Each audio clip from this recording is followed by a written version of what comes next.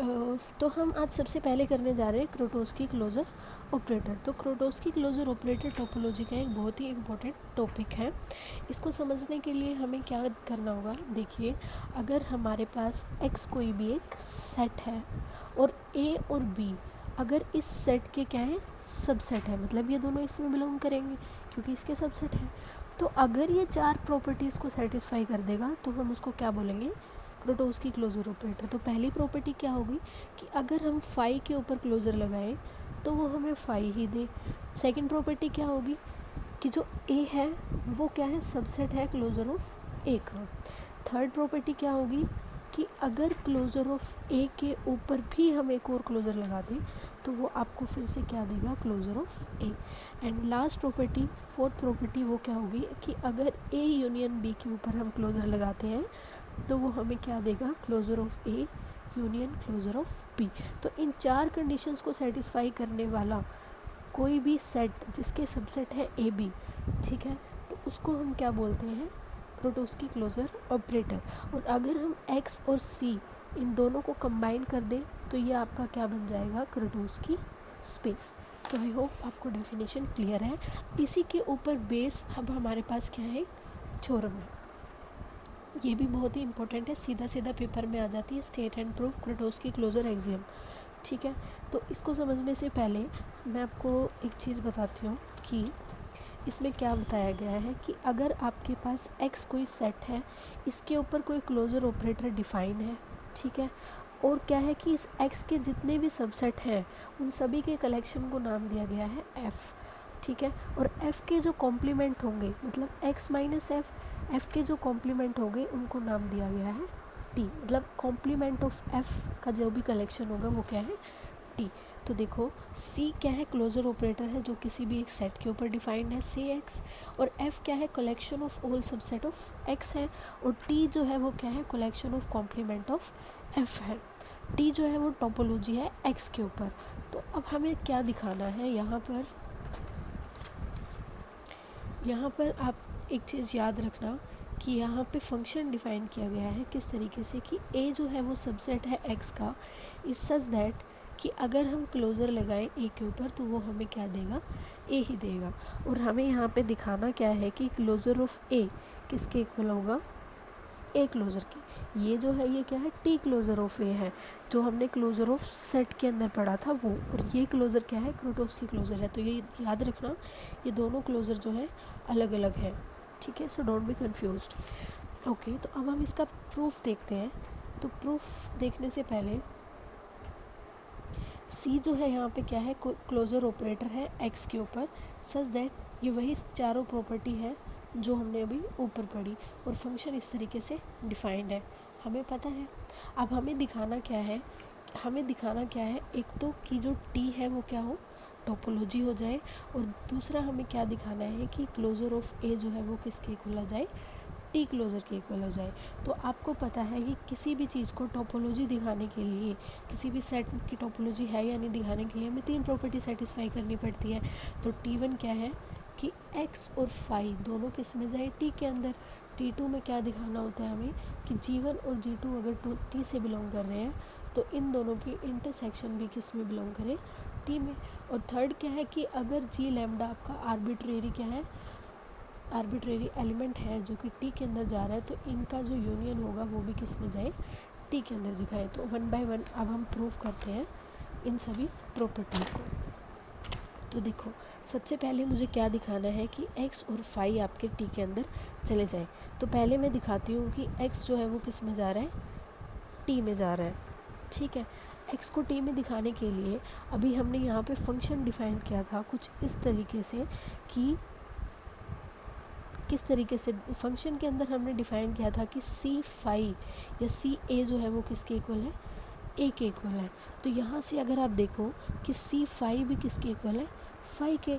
देखो अगर x T में बिलोंग कर रहा है तो इसका कॉम्प्लीमेंट किस में बिलोंग करेगा, एफ के अंदर। तो इसको दिखाने के लिए मैं इस चीज़ को दिखाऊंगी। और बाय एफ़ की डेफिनेशन से जो हमने डिफ़ाइन किया गया है, सी फाई किसके इक्वल हो जाएगा, फाई के। तो फाई आपका किस में बिलोंग कर गया, एफ़ के अंदर। अगर फाई आपका एफ़ में बिलोंग कर गया तो इसका कॉम्प्लीमेंट क्या है, एक्स, जो किस में बिलोंग कर जाएगा, टी के अंदर। अब मुझे क्या दिखाना है कि फाई किस में बिलोंग करे, टी के अंदर। तो इसका कॉम्प्लीमेंट क्या है, एक्स। एक्स को मैं किस में दिखा दूँ, एफ़ के अंदर। तो सिमिलरली जैसे हमने यहाँ पे ये दिखाया था कि सी फाई फाई के अंदर जा रहा है, तो वैसे ही देखो सी एक्स भी एक्स के अंदर जाएगा। सी एक्स मतलब एक्स के इक्वल होगा। अगर एक्स के इक्वल होगा तो एक्स किसके अंदर चला जाएगा, एफ़ के अंदर। अगर एक्स आपका एफ़ के अंदर चला गया तो इसका कॉम्प्लीमेंट क्या है, फाई, जो किस में चला जाएगा, टी के अंदर। तो T1 जो प्रॉपर्टी है हमारी टोपोलॉजी की फर्स्ट प्रॉपर्टी क्या हो गई, सेटिस्फाई होगी। यही चीज़ यहाँ पे अच्छे से एक्सप्लेन की गई है, लिखी गई है। ओके, अब हम देखते हैं T2। T2 में क्या है, इसके अंदर हम मुझे ये दिखाना है कि अगर G1 और G2 दो एलिमेंट हैं जो कि किस में जा रहे हैं, टी के अंदर जा रहे हैं, तो इनकी जो इंटरसेक्शन होगी वो भी किस में जाएगी, टी में जाएगी। ठीक है, तो ध्यान से देखना, अगर G1 और G2 टी में जा रहे हैं तो इनका जो कॉम्प्लीमेंट होगा वो किस में जाएगा, एफ़ के अंदर। इसका भी कॉम्प्लीमेंट किस में जाएगा, एफ़ के अंदर। और अगर ये इसके अंदर एफ़ के अंदर जा रहा है तो एफ़ के अंदर जाने का मतलब क्या है कि अगर हम इसके ऊपर क्लोज़र लगा दें तो वो हमें क्या देगा, सेम चीज़ देगा। ठीक है, अभी तक हम कुछ भी अलग से नहीं कर रहे हैं, सब कुछ जो है क्या है, जो हमने एफ़ डिफ़ाइन किया था उसी से आ रहा है। ओके, अगर भूल गए हो तो मैं फिर से दिखा देती हूँ यहाँ पे कि ए एक्स का सबसेट है, क्लोजर ऑफ ए क्या है, ए। मतलब कोई भी चीज़ अगर एफ़ में बिलोंग करेगी तो हम उसको इस फॉर्म में लिख सकते हैं ना, तो वैसे ही हमने यहाँ पे इसे लिखा है। ओके, अब हमें दिखाना क्या है कि G1 इंटरसेक्शन G2 किस में बिलोंग कर जाए, टी के अंदर। इसको दिखाने के लिए मैं ये दिखा देते हैं कि इनका जो कॉम्प्लीमेंट है, G1 इंटरसेक्शन G2 का कॉम्प्लीमेंट किस में चला जाए, एफ़ के अंदर चला जाए। ठीक है, ये दिखा देते हैं ना कि इनका जो कॉम्प्लीमेंट है वो एफ़ में चला जाए। अगर ये आपका एफ़ में चला जाएगा तो आपको पता है कि closure of X minus G1 intersection G2 किसके इक्वल हो जाएगा, x minus G1 intersection G2 के। जो फंक्शन हमने एफ़ डिफ़ाइन किया था अभी मैंने दिखाया, बिल्कुल सेम वही चीज़ है। ठीक है, तो अब हम क्या देखेंगे, सिर्फ इस चीज़ को उठाएंगे, मतलब लेफ़्ट हैंड साइड को उठाएंगे और राइट हैंड साइड के इक्वल लिखेंगे। तो लेफ़्ट हैंड साइड में हम इस चीज़ को उठाएंगे। ठीक है, तो इसको हम फिर कैसे लिखेंगे, इसको अलग अलग कर लो कि closure of X minus G1, De Morgan law लगा दो यहाँ पे, यूनियन एक्स माइनस G2, और इस पूरे के ऊपर क्या है, क्लोज़र है, तो क्लोज़र भी अप्लाई कर दो, X minus G1 union of closure X minus G2। और इनकी वैल्यू हमने यहाँ पे अभी निकाली थी, वो एज इट इज़ वैल्यू रख दो यहाँ पे। क्या हो जाएगी वो वैल्यू रखने पर, x minus G1 union of X minus G2। यहाँ पे फिर से डी मॉर्गन लॉ लगाएंगे और इनको कंबाइन करके लिख देंगे, x minus G1 intersection G2। यही तो हमारी राइट हैंड साइड थी, ये दोनों क्या हो गए, इक्वल हो गए।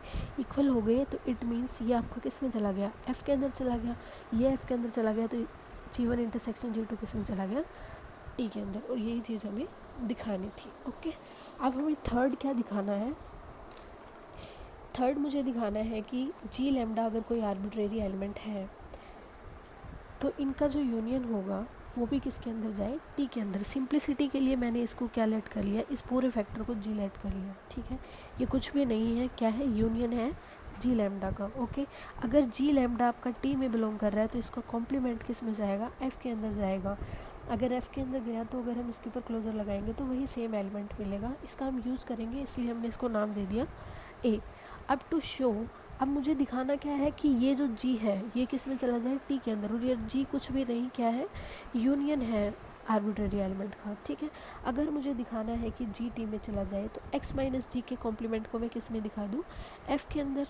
ठीक है, एक्स माइनस जी का कॉम्प्लीमेंट अगर आपका एफ़ के अंदर चला गया, अगर एक्स माइनस जी का मतलब जी का कॉम्प्लीमेंट है ना एक्स माइनस जी, अगर वो आपका एफ़ में चला गया तो अगर हम क्लोज़र भी लगाएंगे इसके ऊपर तो वो हमें क्या देगा, सेम एलिमेंट। यही तो पढ़ते आ रहे हैं हम, जो हमने अब डिफाइन किया उससे। तो इसको दिखाने के लिए मुझे क्या करना होगा, x माइनस जी को सबसेट दिखा दूँ मैं एक बार इसका, और एक बार x माइनस जी को सबसेट दिखा दूँ क्लोजर ऑफ x माइनस जी का। तो सेकंड प्रॉपर्टी से मुझे इसको दिखाने की ज़रूरत नहीं है, ठीक है। क्यों नहीं है, क्योंकि a is a subset of closure of a। ये हमने क्रोटोस्की क्लोजर ऑपरेटर की जब हमने डेफिनेशन पढ़ी थी उसके अंदर देखा था। तो बचा क्या दिखाने के लिए, सिर्फ ये। तो इसको दिखाने के लिए देखो हम क्या करेंगे, सिर्फ मैं क्या उठाती हूँ, x माइनस जी।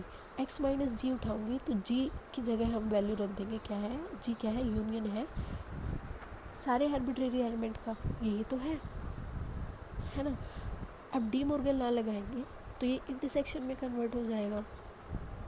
ओके, अब आपको पता है कि अगर a इंटरसेक्शन b होता है हमारे पास तो सबसेट होता है ए का।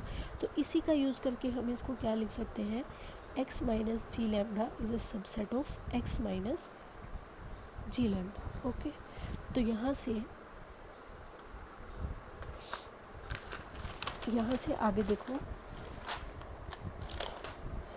यहाँ तक हम आ गए, ठीक है। x माइनस जी किसके इक्वल हो जाएगा, सबसेट हो जाएगा x माइनस जी लैम्डा का।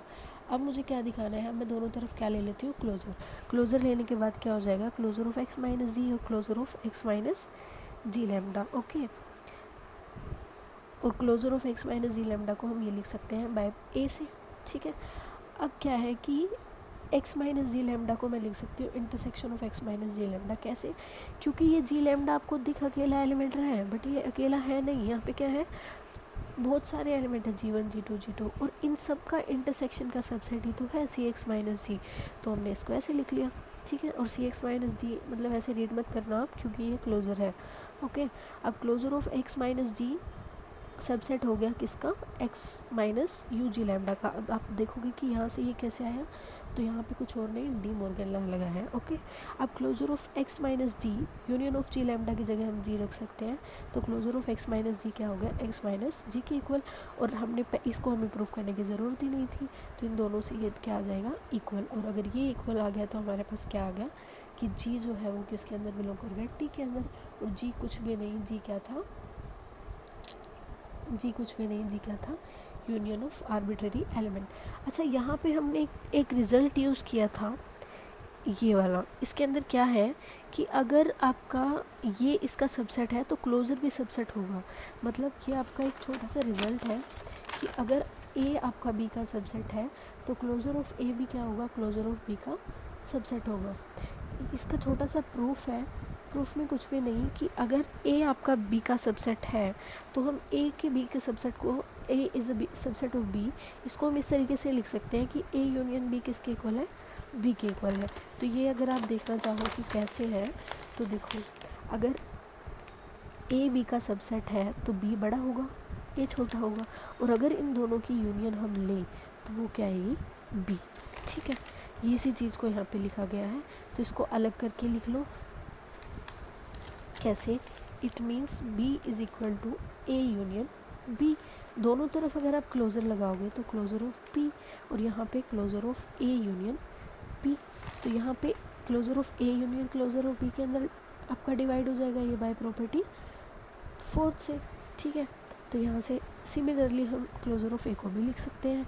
तो क्लोज़र ऑफ a जो है वो सबसेट हो जाएगा किसका, क्लोज़र ऑफ b का। ये छोटा सा प्रूफ है, ठीक है। अब हमने टी को टोपोलॉजी तो दिखा दिया, अब मुझे क्या दिखाना है कि क्लोजर ऑफ ए जो है वो क्या है, क्लोजर ऑफ ए के इक्वल है। और ये क्लोजर ऑफ ए नहीं, टी क्लोजर है, और ये आपका क्रोटोस्की क्लोजर है। ओके, इसको दिखाने के लिए, इनको इक्वल दिखाने के लिए मैं क्या करती हूँ, एक बार इसको इसका सबसेट दिखा देती हूँ और एक बार इसको इसका सबसेट दिखा देती हूँ। तो देखो, अब हमने थर्ड प्रॉपर्टी पढ़ी थी। थर्ड प्रॉपर्टी में हमने क्या पढ़ा था कि अगर क्लोज़र ऑफ ए के ऊपर हमने क्लोज़र लगा दिया तो वो हमें वापस क्या दे देगा, क्लोज़र ऑफ ए दे देगा। यही तो पढ़ा था हमने, है ना। इसका मतलब क्या है कि क्लोज़र ऑफ ए किसके अंदर बिलोंग करेगा, एफ के अंदर। क्यों, क्योंकि अगर आपको याद हो तो हमने क्लोज एफ को डिफाइन किया था कि closure of A is equal to A, और ए किस में बिलोंग कर रहा था, एफ के अंदर, यही तो था। तो अगर क्लोजर ऑफ ए के ऊपर हमने क्लोजर लगाया और वो किसके अंदर जा रहा है, क्लोजर ऑफ ए के अंदर जा रहा है, तो ये क्लोजर ऑफ ए भी तो किस में चला जाएगा, एफ के अंदर चला जाएगा। ये चीज़ हमने यहाँ पे लिखी गई है। अगर क्लोजर ऑफ ए एफ के अंदर चला गया तो इसका कॉम्प्लीमेंट किस में जाएगा, टी के अंदर जाएगा, ठीक है। और टी क्या होता है, हमारा ओपन सेट होता है। अगर इसका कॉम्प्लीमेंट टी ओपन है तो क्लोजर ऑफ ए क्या होगा, टी क्लोज्ड होगा, ठीक है। सो यहाँ से हमारे पास थर्ड प्रॉपर्टी से क्या आ गया कि ए जो हो गया वो किसका सबसेट हो गया, क्लोजर ऑफ ए का। सेकंड प्रॉपर्टी से, सेकंड प्रॉपर्टी यही तो कहती है। अब क्लोजर ऑफ ए क्या हो गया, क्लोज सेट हो गया जो किसको कंटेन कर रहा है, ए को, ठीक है। लेकिन हमें पता है कि ए क्लोजर जो है, ठीक है, जो ए क्लोजर है मतलब टी क्लोजर जो है वो क्या है, स्मॉलेस्ट क्लोज सेट है जो किसको कंटेन कर रहा है, ए को। तो यहाँ पे ए क्लोजर क्या हो जाएगा, सबसेट हो जाएगा क्लोजर ऑफ ए का, ओके। अब ए क्लोजर हो गया ए क्लोजर का, और क्लोजर ऑफ ए सबसेट हो गया किसका, क्लोजर ऑफ ए का। तो क्लोजर ऑफ ए जो हो गया वो सबसेट हो जाएगा किसका, ए का। और इन दोनों से मेरे पास आ जाएगा कि क्लोजर ऑफ ए जो है किसके इक्वल हो गया, ए के इक्वल। अब आप ये पूछ सकते हो कि क्लोजर ऑफ ए के इक्वल कैसे आया। अब क्योंकि ए टी का सबसेट है और ए क्लोजर किस में बिलोंग कर रहा है, एफ़ के अंदर। और अगर एफ़ के अंदर बिलोंग कर रहा है तो क्लोजर ऑफ ए किसके इक्वल आ जाएगा, ए के इक्वल। तो ये आपकी थ्योरम थी विच इज़ मोस्ट इम्पॉर्टेंट।